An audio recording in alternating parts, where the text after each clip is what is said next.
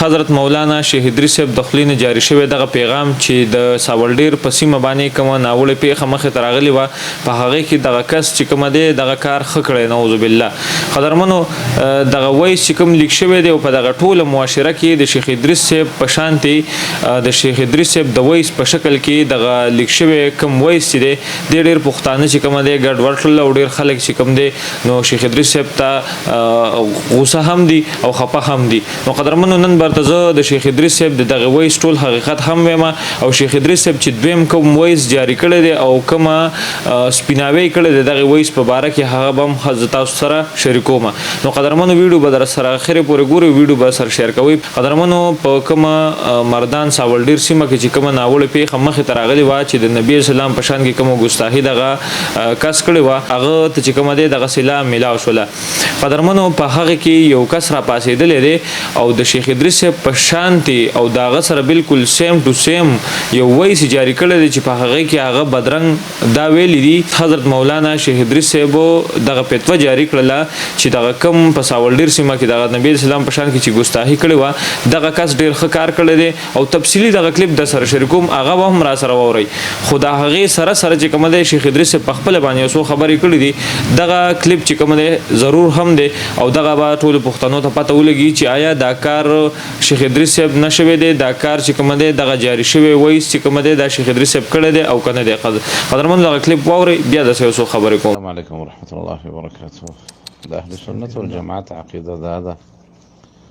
چې تنفیذ د حدود او تنفیذ د احکام شرعیه دا کار د مسلمان حکمران دی، د ولی الامر د مسلمانانو د حکومت هیڅ یو چاله نه دی جایز چې هغه په یو مسلمان باندې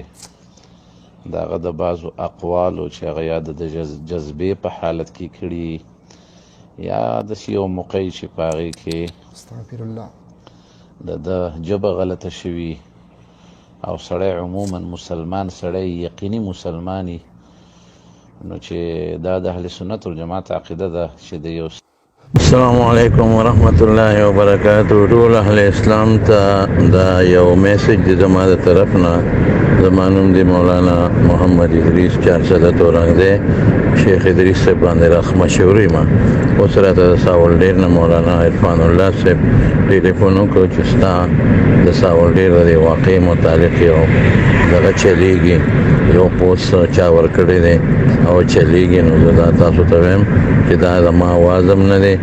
او یا که ویم نو چا به د ځانه جوړ کړی وي د دې متعلق زما هېڅ قسمه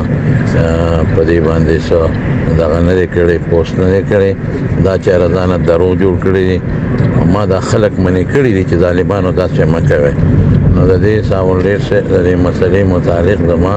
هېڅ قسمه پوسټ نشته، دا چا غلط فیک جوړ کړی دی او زما د مولانا عرفان الله صاحب په واسطه ټولو د ساولډیر دوستانو ته دا درخواست چې د خدای خاطر وکړي او ما ته دا پوسټونه مه منسوب کوئ. دا زما نه اواز دی نه زما پوسټ دی او دا هر چا چې جوړ کړی دی انتشار دپاره غلط یې جوړ کړی دی، ظالم دی او که چاته د دې چل ورځي نو چې چا شیر کړي چا یې کړي هغه ته مهرباني وکړئ یو ټلیفون وکړئ وایي ظالمه ولې ظلم کوي او دا ډیلیټ کړه. جزاک الله، الله دې ټول دوستان خوشحاله کړي، الله برکات نصیب کړه. السلام علیکم ورحمت الله وبرکاته. څنګه چې تاسو ته پته ولګېده چې شیخ ادریس صاحب دغه پیغام جاری کو په خپل باندې دغه وینا وکړله چې دغه کم ویس جاری شوی دی دغه ما نه دی کړی. زه حضرت مولانا شیخ ادریس تورنزو 400 چې ما دغه ویس نه دی جاری کړی او نن زه په خپل میسج کې زه تاسو ټولو ته دا وایم چې دغه ویس دا لیک شوی دی، دا بل چا ډبلینګ کړی، دغه ویس چینجر دی، دغه چې کومه دی زما د نوم د بدنامولو دپاره دغه علماو د نوم بدنامولو دپاره دا پښتانه به د خپل د نوم دپاره خپل علما بدناموي، دا پښتانه چې کومه دی د خپل د ډالر دپاره به خپل علما بدناموي، د خپل ډالر په شکل کې د دغه پښتنو بېعزتي به کوي. قدرمنو که چېرته هم تاسو نه مشهورېږئ نو دا سوچ مه کوئ چې زه به د دغه شانتې په یو ویس باندې مشهور شم. په هغې کې د دغه علماو په دغه شا باندې ډېر زیات بدي ده، ډېر زیات بېشرمي ده او د خپل دین او د خپل اسلام تاسو کوم تصویر دغه خلکو ته شو کوئ. دغه خلک چې کوم په اوش کې دي او او کم پښتانه دي او بیا هم دغه د بدرنګ زامن را لګي او دغه شانتي وایس چې کومه دی هغه لیکي او دغه پښتنو ته دا بدرنګ تصویر زمونږ وړاندې کوي. قدرمنو دا پیک وایس دی، دا وایس چې چا ریکارډ کړی دی د هغه د خدای دی برباد کی، هغه د خدای پاک خلاق او جاهل کی. دې ته به مړي دا سوچ نه کو چې زه دا وایس ریکارډ کوم په دې کې به د علماو کم تصویر شو کیږي او آیا زه په خپل اوش او आवाज کې دغه وایس لیکوم په دې کې به چې کوم دی خلک سوي او په خپل میاس کې به جګړه واقع شریعت. اوس لږ سات مخکې ما یو ویډیو وکړل، په هغه ویډیو کې چې کوم دی کله ما شیر کړل نو په هغه کې کمنټ کې ماته یو کس ولیکل هم دغه ساولډیر په سیمه باندې چې کومه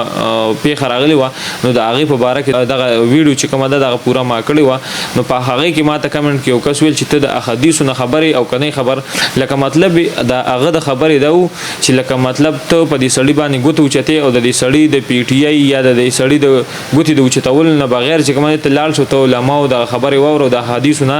ځان خبر کا. نو قدرمنو په احادیثو کې خو چې کوم دی شیخ ادریس صاحب تاسو ته ما چې څنګه ویل هغه به خپل ویډیو جاری کوي او خپل پیغام به جاری کوي، هغه به هم تاسو ګورئ. خو قدرمنو چې کله هم داسې یو پیښه مخې ته راځي د هغې په شا باندې د خلکو ډېر غټ لاس وي چې کومه د نبي اسلام په شان کې ګستاخي کړو د هغې موږ خلاف موږ یې مذمت کوو او دا خو لا په پاکستان کې دا چې په بار ملک کې نو دغه پښتنو او دغه مسلمانانو به ځان ورسولي د دا سر به ختمولې. قدرمنو موږ یې مذمت کوو، موږ خلاف یو دغه خلکو. زه تاسو ته بار بار وایم چې کله هم تاسو په یو سټیج کې یا یو داسې لایو پروګرام کې یو تقریر کوي یا یو ویډیو کوي نو په هغې کې چې کومه دی د الله چې علم د سره کله نه د الله د رسول او د الله د پیغمبر چې کومه دی د هغې نه تېرېږي د هغوی په حق باندې داسې خبرې مه کوئ چې تاسو نه بیا د دغې سړي په شانتې لار اختیار شي او دغه شانتې تاسو نه د نبي اسلام په شان کې ګستاخي وشي. نو قدرمنو دغه ورکوټه غوندکې کلیپ د سره ثواب په نیت باندې شیر کړئ او د دغه شیخ ادریس صاحب چې کوم وایس جاري شوی دا ګوټ ګوټ ته دنیا ورسوئ چېرته چې مو د ځان ډېر خیال ساتئ. د بل پروګرام پورې خپل روح کاشف لور کې اجازت د لوی الله په امان.